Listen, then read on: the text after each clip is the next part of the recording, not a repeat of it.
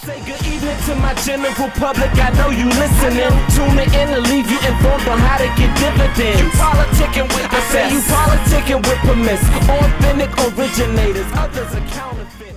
I'm going to open up the panel with a broad general question. Please, by all means, feel free to jump in. Also, callers, if you want to chime in, 410-481-1010, 410-481-1010. I guess my general question is, why has hip-hop music during the evolution received such negative pub from corporate America, from society as a whole? Why do you think that is? One of the things because of black folks. We did all this. I mean, this came out of our community. And we started making money for our folks, for our family, our mothers and our fathers. I mean, these are young people. And white folks didn't have a big part in that. But when they see the money come in, then they came into the game. Swen?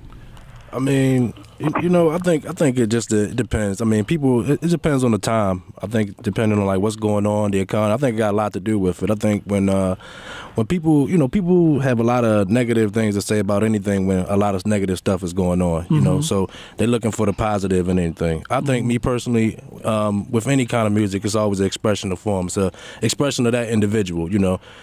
We don't force our music on anybody. Everybody has a choice to listen to what they want to listen to. You don't have to, you know, you can go buy edited CDs now if that's really, you know, your thing. But to me personally, I mean, I feel like, you know, let an artist express themselves, you know. If anyway, I think it's an avenue for everything and for everything that everybody does. Right. I'm going to direct this question to Al. I remember, and I know Al is a hip hop head too, but I remember, you know, when NWA came out after Police. Now, for some people, they felt like that was negative, but they was really expressing how they felt about the police department. Not only that, but when Snoop came out with, you know, Gin and Juice, and then Wu-Tang came out, Protect Your Neck, it was like they was expressing themselves from what they grew up in their environment.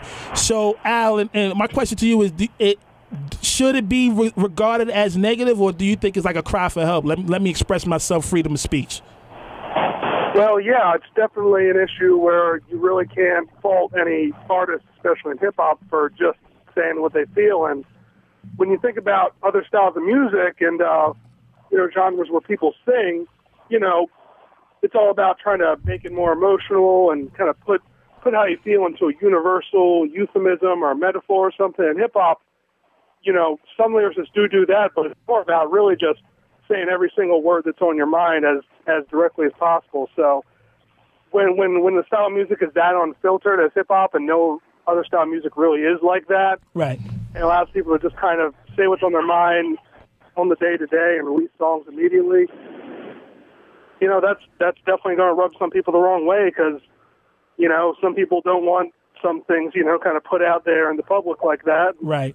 Sometimes those are, you know, kind of ugly truths that people just would rather not to, you know, have on a hit song, you know. Right. Right. Ugly truths. That's a good way to put it. Absolutely. Hey, Konshens, I hear you over there. You ready to go? I hear your brain over there, brother. Go ahead. You know what, man? First and foremost, I have to say, man, I'm being a hip hop artist that's new. You know, I'm going into year number 4 of seriously doing it. You know, with regards to actually selling product and performing seriously and things like that. Hip-hop, in my eyes, you know, when it was getting this bad rap, I wasn't taking it as a negative, as anything negative. I was actually looking at it as like a news report almost. You know what I'm saying? From the standpoint of what other young black folks are going through.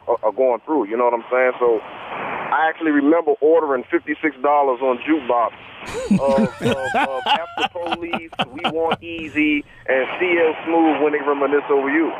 Right. And you know, like, those songs didn't have like the brightest messages and all that, but I actually took it as a learning experience to learn, you know, what other people are going through because at day's end we are connected in some form or fashion. That's right. And I think the message of I guess the intent of hip hop when it was created was actually to teach, because I know the hip hop that I was listening to, it was almost like everybody was teaching one another, and it seemed like when the powers that be got a hold of hold up, these cats actually communicating and talking, you know what I'm saying, and listening and teaching each other. it was almost like the whole script or purpose behind hip hop was changed, so that all the artists were thrown in and to be successful, you have to make this kind of music, and it was almost like it was made to appear uncool to actually talk about stuff in your rhyme. Well, what it is, it's like hip hop in its form of a fashion was like the CNN of our community. It was like the Fox 545. We're gonna report exactly what's going on. So I see that. I definitely seen it. Go ahead, Sing. Well, then, like, I remember I was rather young when the whole East Coast, West Coast beef was going down between Tupac and Biggie. And it's so ironic that the other day, remember the old show New York Undercover? Right. That was like my favorite show. Oh, but boy. ironically, New York Undercover was on, and it was ironic because the show was about a hip hop artist whose hype man had gotten killed at a concert. Oddly enough, and ironically enough, the guest artist on that show, which they featured a musical artist every time that show came on, was Biggie Smalls. In the show, in the storyline, they had a fake talk show where Biggie Smalls and MC Lyte were the fake guests talking about violence in hip-hop. Now, that was ironic because shortly thereafter, what happened to Biggie? Right. He was murdered. Right. And the negative connotations all over the media and the news took over that. So I just it was kind of spooky. I was like, wow, this man was on this show, like this fictionist show, talking about this, and he died because of the same topic that was on the show. So that leads to my thought about social responsibility in hip-hop. I mean, do you think hip hop artists nowadays are being more socially responsible, or they just, I mean, it's not on their mind? Well, I think two things. This is Keith again. We're at one of the most critical time in this nation's history. Just on what's going on economically in the country, what's going on politically, and when I look at the history of music kind of reflects what goes on in the country. Right.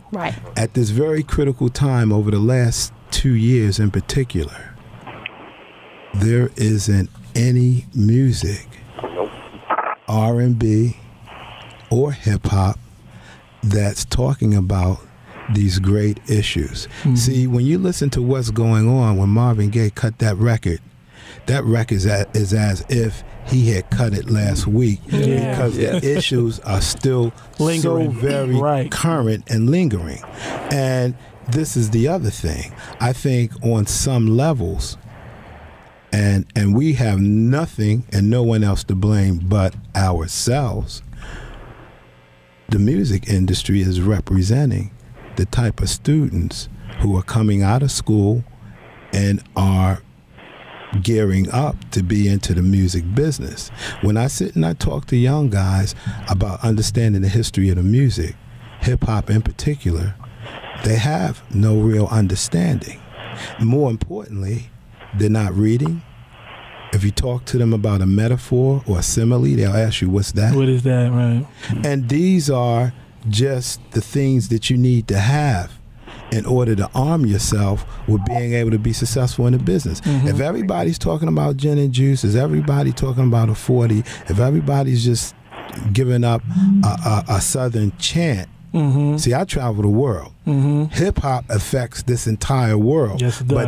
But this day and age of hip-hop isn't, because there isn't a whole lot of messages behind the music. The people across the rest of the world, they love the stories and the messages that used to be in hip-hop. Now they are averse to it because those stories and those messages aren't coming through. And I just wanted to say this.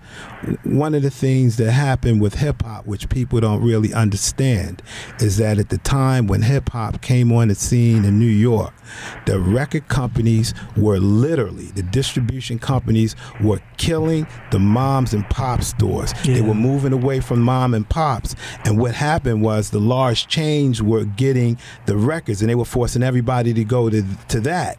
But because hip-hop was created in our community, guys like Russell Simmons, Fly Ty Williams from Cold Chillin', they took their music and they gave them to the mom and pops. And then the larger record stores wanted that music because suburban kids was coming in asking for it. And what that did was it empowered the mom and pops to become distributors of hip-hop music all around the country. And what happened was it was able for them to stay into the music business for 15 more years, because for the first 5 years of hip hop, they were distributors of hip hop, and the big stores, the big chains had to come to them to get hip hop music. And as a result, then this is what I'm talking about, the history of music. I got into this music business after graduating from working in a master's degree program in New York, and my first thing that I wanted to do, I quit my job. I said, I'm never working for anybody again.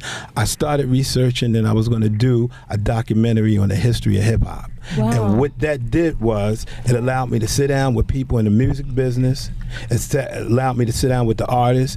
More importantly, it allowed me to sit down with the DJs and producers of hip hop who created the sound, and find out what this story really was. And I got so much information, I was able to go and get 2 guys who hadn't graduated from high school. I deal with Quest Records because I knew the information.